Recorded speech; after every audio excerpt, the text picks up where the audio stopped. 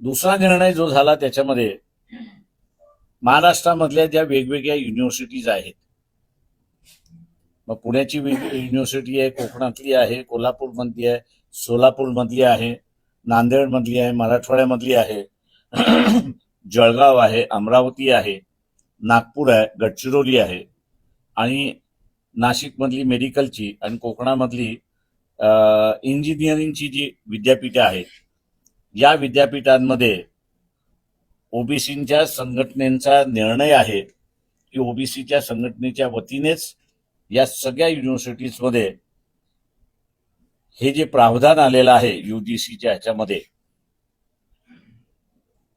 त्याच्याबद्दलची चर्चा, त्याच्याबद्दलचा अवेअरनेस हा युनिव्हर्सिटीच्या कॅम्पसमध्ये घेण्याचा निर्णय झाला. यूजीसीचाच निर्णय आहे आणि यूजीसीच या युनिव्हर्सिटीना ग्रँट देते. त्याच्यामुळे व्हाईस चान्सलर आम्हाला या चर्चा घडवण्यासाठी त्यांचे जे सभागृह आहेत ते सभागृह उपलब्ध करून देतील असा अपेक्षा मी त्या ठिकाणी धरतो आहोत. आणि या चर्चेच्या माध्यमातून ओबीसी विद्यार्थ्यांना मिळालेला अधिकार याचा उजागर करणं हा त्याच्यातला एक भाग आहे.